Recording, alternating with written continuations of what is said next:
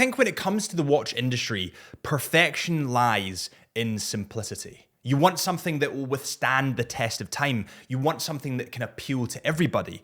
And this is why I genuinely believe that this new Aqua Terra liqueured dial is just, it's perfect. It's flawless. It is legitimately a one and done watch. I've been trying to think of a nickname for these watches for a while now, because I think they will get nicknamed within the industry. And the only one that I can come up with is Black Stallion. Genuinely. I probably could have done better, but screw it. Let's go with Black Stallion. Every single video or every single photo that you see of these watches, comment the Black Stallion and let's see if it sticks. I've seen so many arguments on the forums and on YouTube about this watch recently saying that it lacks innovation, quote unquote. But then you look at the Explorer, which everyone loves, and people praise it, even though it's a very simplistic watch. So I don't really get where the argument comes from. In my opinion, the changes that they've made to this watch, and we'll go over the specs and the bigger changes that they've made, make this watch legitimately a one and done watch. This could be a one watch collection.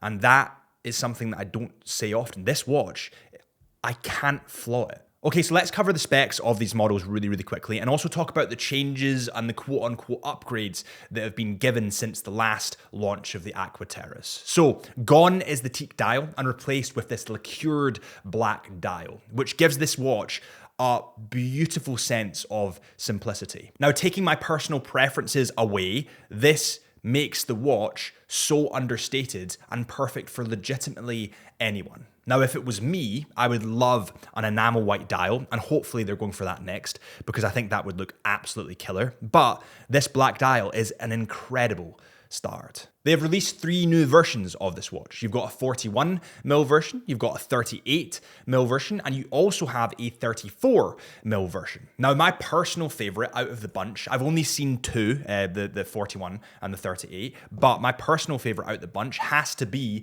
probably the 38. However, I do prefer the movement that's in the 41 because there is different movements and different features on these watches, and that's what we'll cover today. Okay, so let's start with the specs and dimensions that come in on the 41mm variant. So this 41mm variant comes in at 13.4mm in thickness, and the lug to lug is 48mm. When we go down in sizing just a little touch to the 38mm variant, the thickness actually decreases quite substantially. It goes down to 12.3mm in thickness, and the lug to lug comes in at 45.1mm. And then when we take a further step down to the 34mm variant, it comes in at 12mm in thickness and 40.5mm lug to lug.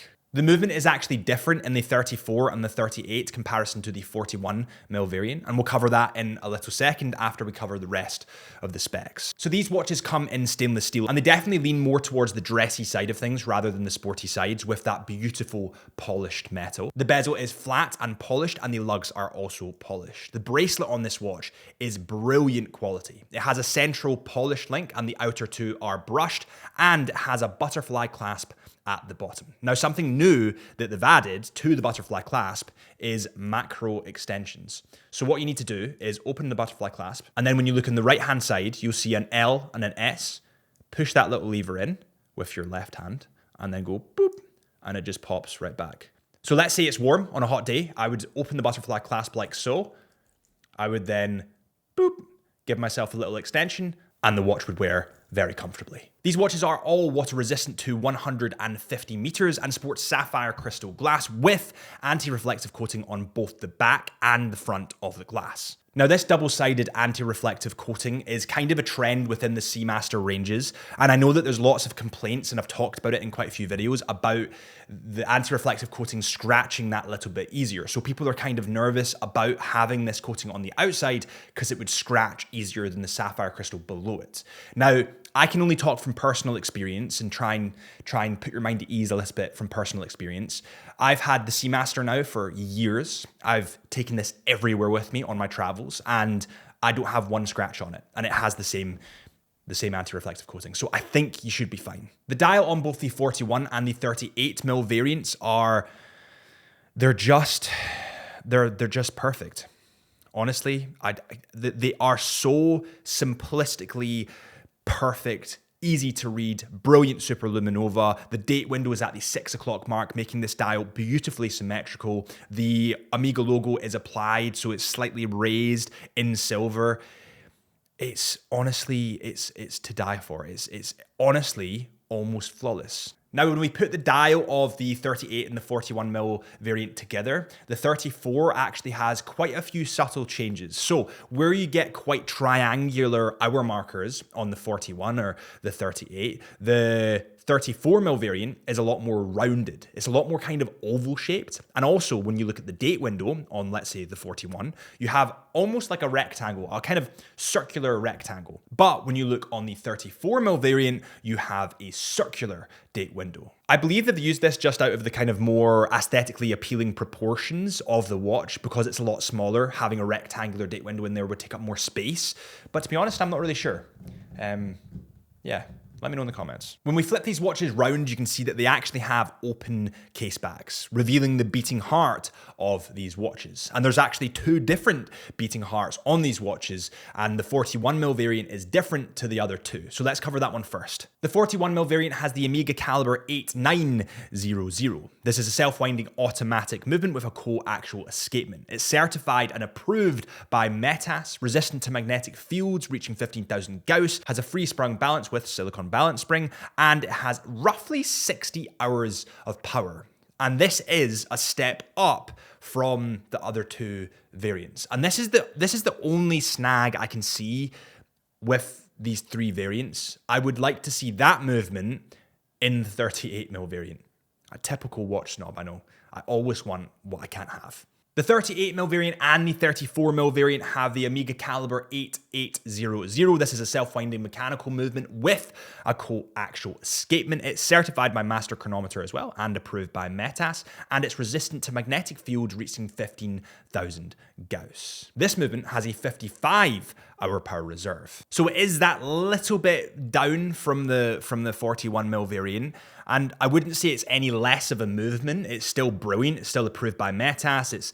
It's gone through all the tests that it's needed to, but just being kind of a sucker for stats, I would like to see the 60-hour power reserve in the other two variants. This watch to me genuinely is perfection. I feel like with the previous iteration, if you want to call it that, of the Aqua Terra, they almost had me, but not quite. There was just something that wasn't clicking. Maybe it was the teak dial. Maybe it was not having the micro adjustments on the clasp, or I don't really know what it was. But in this watch, they've perfected it. They've streamlined it. And that's really all brands have to do. When they have a winning formula, all they need to do is tweak little details. So yes, I understand the argument. Some could say that this watch is slightly boring, but the best watches in the industry are boring. They're a little bit plain. And that's why they last through the ages. Think of it this way. Can you imagine your grandparents wearing a bright yellow watch or a bright blue watch? Probably not. Can you imagine them wearing a dark blue or a black? Yeah, I could, definitely. Because it's a lot more classy, and I feel it lasts through the ages. And I believe that this watch is genuinely perfect.